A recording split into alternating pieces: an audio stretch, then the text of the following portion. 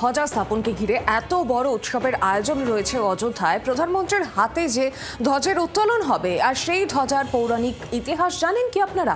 কেন এই ধ্বজা এই রাম মন্দিরের সঙ্গে অঙ্গাঙ্গিভাবে জড়িত, দেখুন।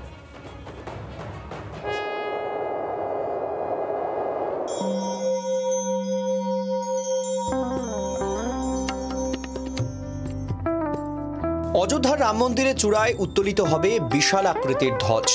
প্রস্তুতি প্রায় শেষ। এই ধ্বজ উত্তোলন করবেন খোদ প্রধানমন্ত্রী। উপস্থিত থাকবেন আরএসএস প্রধান মোহন ভাগবত। এই মেগা অনুষ্ঠানের দিকে নজর সকলের। কিন্তু জানেন কি, রাম মন্দিরে এই ধ্বজ উত্তোলনের ঐতিহাসিক পৌরাণিক মাহাত্ম্য কি?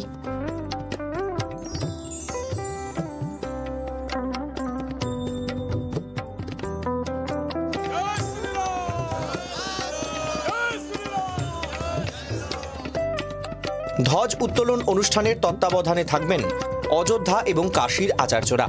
রাম মন্দিরের চূড়ায় সজ্জিত পতাকাটিকে খুবই বিশেষ বলে মনে করা হয়। হরিবংশ পুরাণ অনুসারে অযোধ্যার সূর্য রাজবংশের পতাকায় এই প্রতীকগুলি থাকত। মহর্ষি বাল্মীকি রামায়ণে এই ধ্বজের উল্লেখ আছে। ধ্বজে ওম, সূর্য এবং কভিদার গাছকে বিশেষ স্থান দেওয়া হয়েছে। কভিদার গাছ হল মন্দার এবং পারিজাত গাছের সংকর, যা ঋষি কাশ্যপ দ্বারা সৃষ্ট এবং প্রাচীন উদ্ভিদ শঙ্করায়নের প্রতীক। ওম হল চিরন্তন আধ্যাত্মিক ধ্বনি। এই ঐতিহাসিক পতাকার নেপথ্যে রয়েছে ভারত তত্ত্ববিদ ললিত মিশ্র। তবে কভিদার গাছকে শনাক্ত করতে বড় চ্যালেঞ্জের মুখে পড়েছিলেন ললিত। একই রকম নামের কারণে কভিদার গাছকে কাচনার ভেবে ভুল করেন, কারণ মহাভারত যুদ্ধের পর অযোধ্যার প্রাচীন পতাকা এবং পবিত্র বৃক্ষের অস্তিত্ব হারিয়ে যায়। It was unintended discovery. I was working on a different project.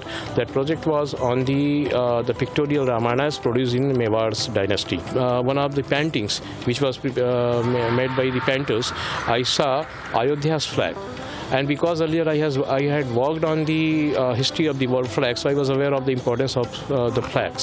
And India's number in the history of the world's flag was very low, on a lower rank. So I thought if Ayodhya had a flag, and if I get reliable evidences, then it will feed to our history, and we may get the higher place in the history of the world. পৌরাণিক বিশ্বাস অনুসারে ভগবান রাম সূর্যবংশীয় ছিলেন, তাই ধ্বজে সূর্য প্রতীকও স্থাপন করা হয়। Committee উভয় প্রতীকই গ্রহণ করেছে বলে জানান ললিত মিশ্র। রাশি নক্ষত্রের বিচারেও 25শে নভেম্বর দিনটি অত্যন্ত শুভ বলে জানাচ্ছেন গণনাকাররা। 25শে নভেম্বর গ্রহের অবস্থান অত্যন্ত শুভ, যার ফলে বেশ কিছু বিরল কাকতালীয় ঘটনা ঘটতে পারে। একই দিনে দেবতা মঙ্গল তার নিজস্ব রাশি বৃশ্চিক রাশিতে থাকবেন। মঙ্গলের নিজস্ব রাশিতে উপস্থিতি অত্যন্ত শুভ বলে মনে করা হয়। বস্তুগত সুখ সমৃদ্ধি প্রদানকারী গ্রহ শুক্র তার নিজস্ব রাশি তুলা রাশিতে থাকবে। সুতরাং উভয় গ্রহই অত্যন্ত শুভ অবস্থানে থাকবে। ব্যুরো রিপোর্ট, জি24 ঘন্টা। বাংলার আওয়াজ, বাঙালির আবেগ, জি24 ঘন্টা।